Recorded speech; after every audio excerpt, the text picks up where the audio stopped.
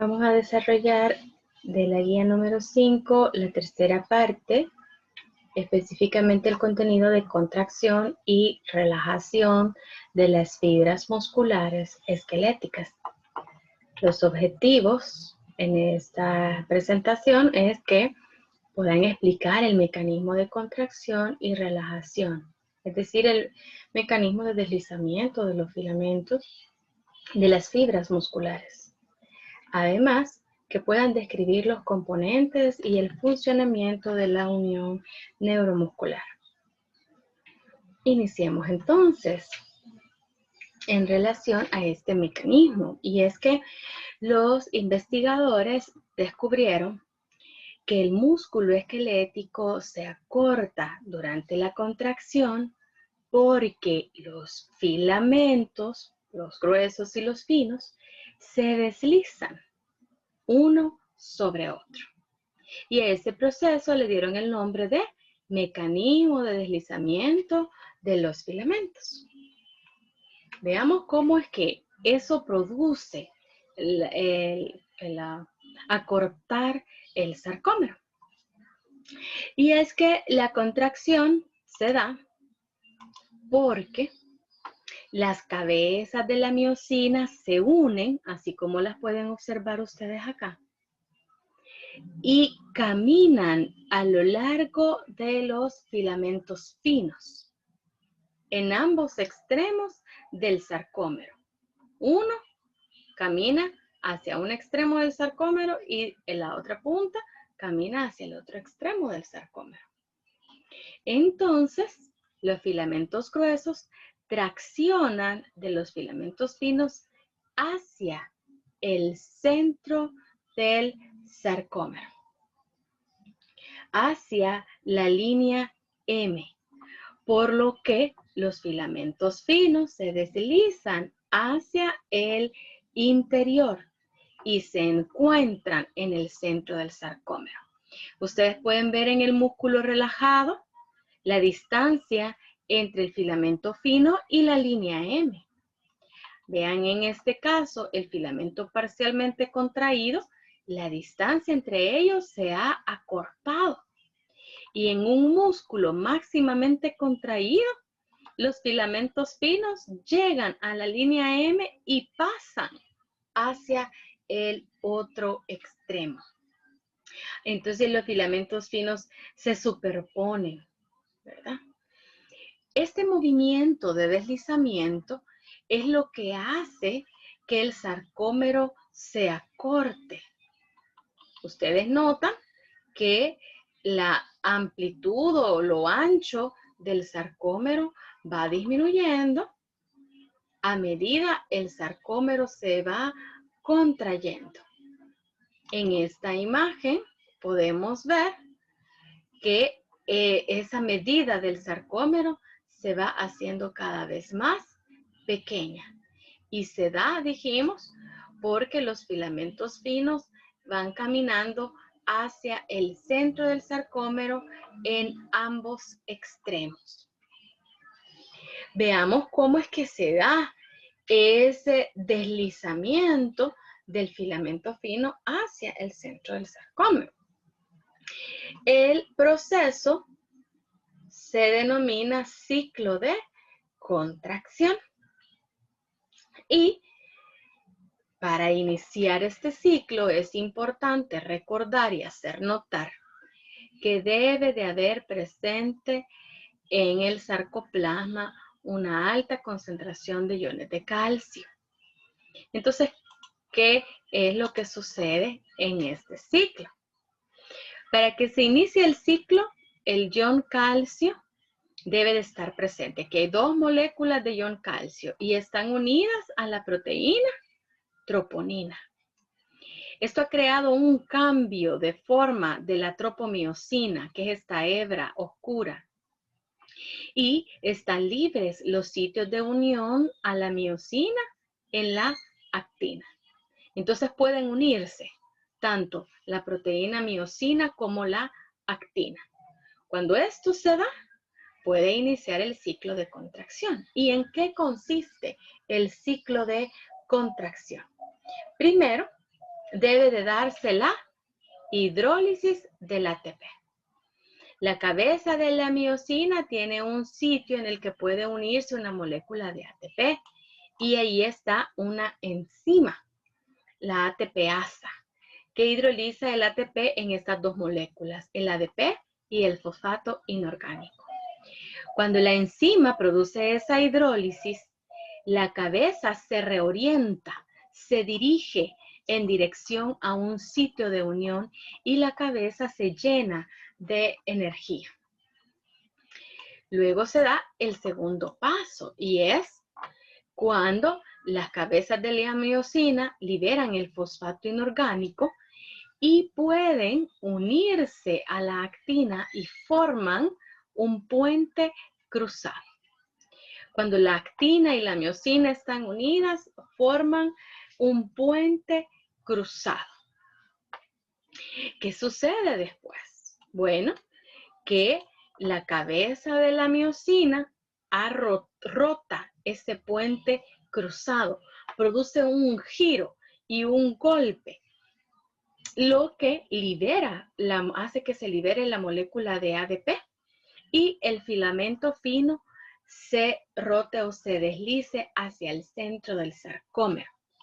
Entonces, en el tercer paso, el puente cruzado rota, genera un movimiento hacia el centro del sarcómero. Y como último paso de este ciclo es que al final de la fase del deslizamiento, el puente queda firmemente adherido a la actina hasta que llega una molécula de ATP. Cuando una molécula de ATP se une a la cabeza de la miosina, entonces se desacopla el puente cruzado. Y esta molécula puede quedar lista para otro ciclo de contracción. El ciclo de contracción va a continuar mientras haya ATP disponible y un nivel de calcio elevado, lo suficientemente elevado en el sarcoplasma para que siga el ciclo de contracción.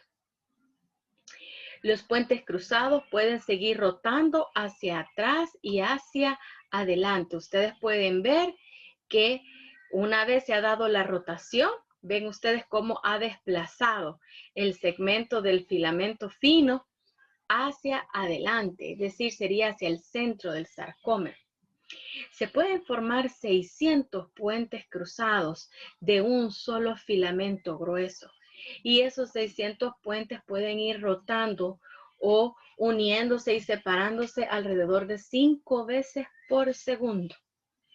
Entonces, a medida sigue el ciclo de la contracción, el movimiento del puente cruzado hacia el centro hace que los discos Z se acerquen entre sí, se atraigan entre sí, el sarcómero se acorta.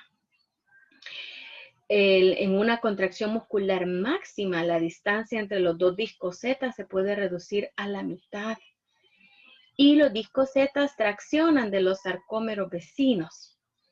Luego se traccionan de los componentes elásticos de la fibra muscular y esa tensión puede llegar hasta el tendón, que es el sitio en el que se une el músculo con el hueso, y es ahí donde se genera el movimiento.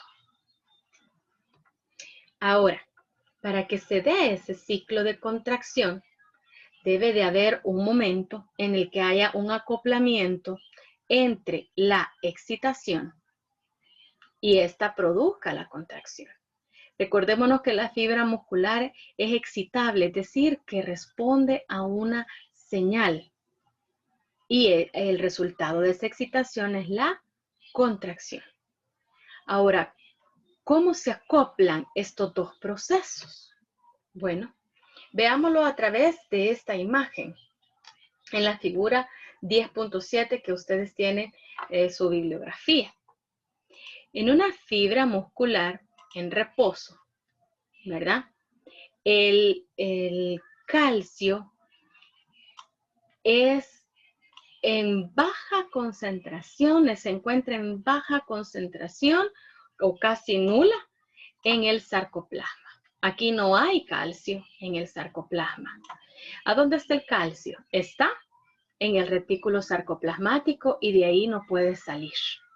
Esto es en una fibra relajada. Ahora, ¿qué sucede? Bueno, que cuando hay un potencial de acción muscular, ese potencial de acción va transcurriendo a lo largo del sarcolema y los túbulos T. ¿Y estos qué producen? La apertura de los canales de liberación de calcio. Entonces el calcio puede salir hacia el sarcoplasma, hacia los filamentos. Entonces, ¿qué sucede? El calcio se une a la troponina, al complejo troponina-tropomiosina, se liberan los sitios de unión y se puede formar los puentes cruzados y por lo tanto el ciclo de la contracción. Estos eventos que hemos visto aquí son los que se denominan colectivamente acoplamiento, excitación, contracción. ¿Por qué? Porque son los pasos que relacionan la excitación, es decir, el potencial de acción muscular, con la contracción, es decir, el momento en el que se puede dar la rotación de los puentes cruzados. Ahora, el retículo sarcoplasmático también posee estas bombas que se encargan de almacenar el calcio, transportan el calcio hacia el interior del retículo sarcoplasmático. Entonces, ¿qué sucede? Cuando no hay potencial de acción, los canales de liberación se cierran y las bombas de calcio se encargan de transportar y almacenar rápidamente todos los iones de calcio del sarcoplasma. Y la célula muscular entra en relajación, ¿verdad? Porque al no haber calcio, el complejo troponina-tropomiosina bloquea los sitios de unión y no se puede dar el ciclo de contracción. Además, en el interior del retículo sarcoplasmático se encuentra una proteína fijadora de calcio que se llama calsecuestrina. Ella se une al calcio. Entonces, por eso puede almacenarse el calcio dentro del retículo sarcoplasmático en una concentración 10.000 veces mayor que la del sarcoplasma. En esta imagen podemos notar nuevamente este mecanismo o acoplamiento de la excitación y la contracción. Y es cuando el potencial de acción va a través del sarcolema y los túbulos T. ¿Eso qué provoca? La liberación de calcio de las cisternas terminales. Mientras se está dando el potencial, se está liberando el calcio. ¿Qué sucede con el calcio liberado? Llega a los filamentos y permite la unión de la miosina con la actina. Entonces permite que se genere el ciclo de la contracción.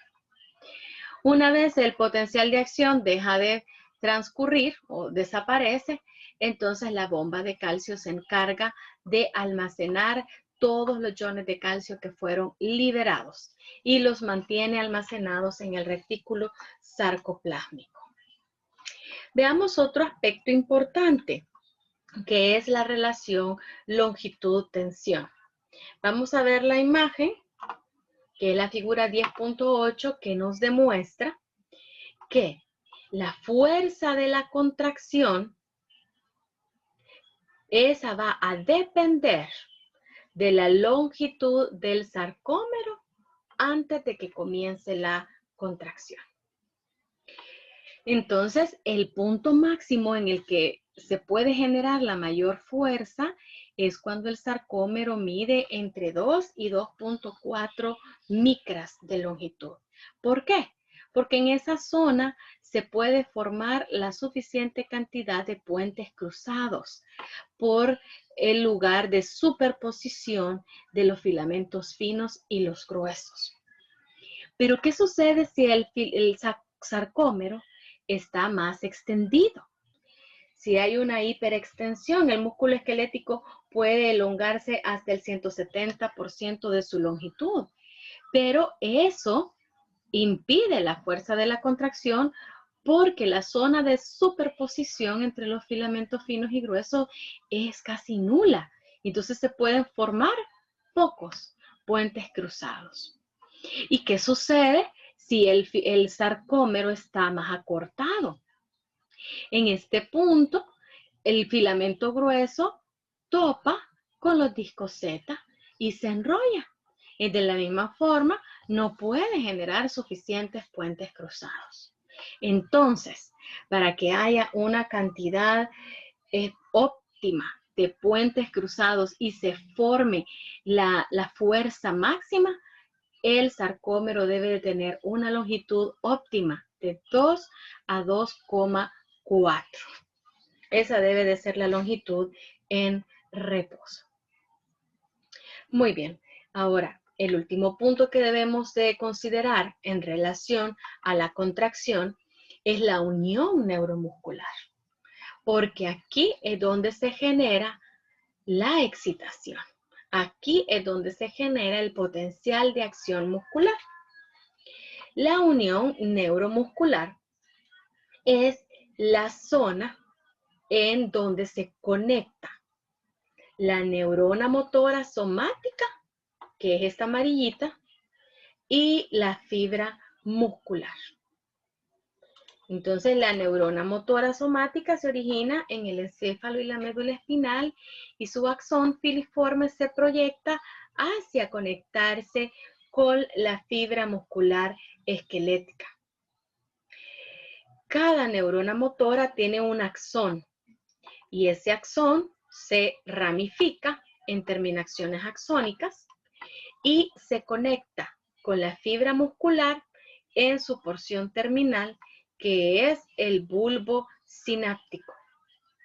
El axón terminal se ramifica o se divide en racimos de bulbos sinápticos terminales. El sitio en el que se comunica el bulbo sináptico terminal y la fibra muscular se denomina unión neuromuscular. Es la sinapsis o la región donde se pueden comunicar las dos células. Pero ellas no unen sus membranas plasmáticas, sino que entre ellas hay un espacio que se llama hendidura o espacio sináptico.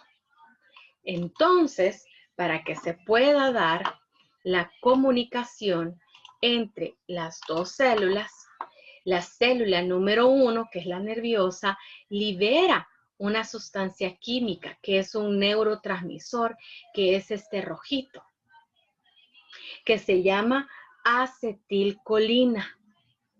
Y ese neurotransmisor atraviesa la hendidura y llega a la célula número 2, que es la célula receptora o la fibra muscular. El bulbo sináptico, como podemos ver acá, contiene una gran cantidad de vesículas. Y estas vesículas sinápticas son sacos que almacenan miles de moléculas de acetilcolina, que es el neurotransmisor. Ahora, la porción de la fibra muscular que participa en la unión neuromuscular se llama placa motora. Esa placa motora tiene de 30 a 40 millones de receptores, que son estos verdecitos. 30 a 40 millones de receptores colinérgicos de acetilcolina. Y presenta estos pliegues que son surcos. Estos son muy abundantes, estos pliegues de la unión, y estos le dan una mayor superficie para que la acetilcolina pueda unirse a sus receptores. Entonces, una unión neuromuscular incluye todos los bulbos sinápticos terminales, que son estos, al lado de la hendidura sináptica, el bulbo terminal está de un lado de la hendidura sináptica y del otro lado está la placa motora, ¿verdad? Esta es la unión neuromuscular. Ahora, ¿cómo es que se transfiere un impulso nervioso a producir un potencial de acción muscular? Bueno, esto se da de la siguiente manera. Primero debe de darse la liberación de la acetilcolina. ¿Y eso cómo se da? Cuando llega un impulso nervioso a través del axón de la neurona y llega al bulbo sináptico terminal, provoca la apertura de canales de calcio dependientes de voltaje. Entonces el calcio, que es más abundante en el líquido extracelular, ingresa al bulbo sináptico. Ingreso de calcio al bulbo sináptico provoca la exocitosis de vesículas sinápticas. Entonces las vesículas, como vemos acá, se fusionan con la membrana plasmática del bulbo y liberan el neurotransmisor, que es la acetilcolina, hacia la hendidura y por lo tanto hacia sus receptores en la placa motora. Entonces el segundo paso es la activación de un receptor de acetilcolina. Dos moléculas de acetilcolina, como vemos aquí, deben unirse a sus receptores. Y el receptor es un canal iónico, el cual, al tener las dos moléculas de acetilcolina unidas, se abre y permite el paso de iones de sodio. Entonces el sodio puede atravesar la membrana. Entonces esto provoca el tercer punto, que se genere un potencial de acción muscular. ¿Por qué?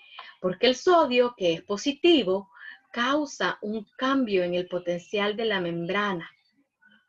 Aumenta la carga positiva en el interior y eso desencadena el potencial de acción muscular.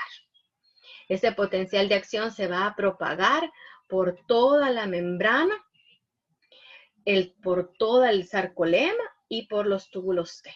Y causa, ya dijimos, la apertura de los canales de calcio del retículo sarcoplasmático. Y eso genera el inicio del ciclo de la contracción. Ahora, el cuarto punto es que la acetilcolina es degradada. La acetilcolina que queda en la hendidura es rápidamente degradada por una enzima, que es la acetilcolinesterasa, que está aquí en la hendidura. Por lo tanto, la acción de la acetilcolina es solamente por un periodo breve. Ahora, si hay otro impulso nervioso, entonces más vesículas tendrían exocitosis, aumenta la cantidad de acetilcolina y generaría otro potencial de acción muscular. Pero si cesan los potenciales de acción muscular, la acetilcolina que está es degradada, ya no hay potencial de acción, entonces los canales de liberación de calcio se cierran, el calcio es almacenado y por lo tanto deja de haber contracción y la fibra se relajaría. Generalmente la unión neuromuscular está en el centro de la fibra, por lo que esto hace que el potencial de acción muscular se propague hacia los extremos y así se activa casi simultáneamente toda la porción de la fibra muscular. Ahora veamos todos estos eventos relacionados con la contracción muscular en un video. La contracción del músculo esquelético. Y es que el músculo esquelético nos permite hacer muchas acciones, como por ejemplo la respiración. Pero en el cuerpo tenemos otros tipos de músculo, como el músculo cardíaco, que se encarga de bombear la sangre, o el músculo liso, que es encargado de cambiar los diámetros de los vasos sanguíneos. El músculo esquelético está formado de fascículos y los fascículos están formados de fibras musculares que son cilíndricas y multinucleadas. Las fibras musculares van a ser activadas por las neuronas, que son las neuronas motoras en la unión neuromuscular, que es la unión de un bulbo sináptico con la placa motora de la fibra muscular. La fibra muscular está compuesta de miofibrillas y la miofibrilla está organizada en sarcómeros. Los sarcómeros están compuestos por una alternancia de filamentos gruesos y filamentos finos o delgados, los cuales al deslizarse entre otros acortan el sarcómero. El filamento grueso está formado por miosina y está anclado a la línea M, al centro del sarcómero. El filamento fino está formado por actina y está anclado a los discos Z en los extremos del sarcómero. El acortamiento o el deslizamiento de los filamentos finos hacia el centro del sarcómero produce el acortamiento del mismo. Y este se da porque la cabeza de miosina puede unirse a la actina y tracciona de ella. Se forma el puente cruzado y se da una fuerza, un golpe de poder que hace que se deslice el filamento fino hacia el centro del sarcómero.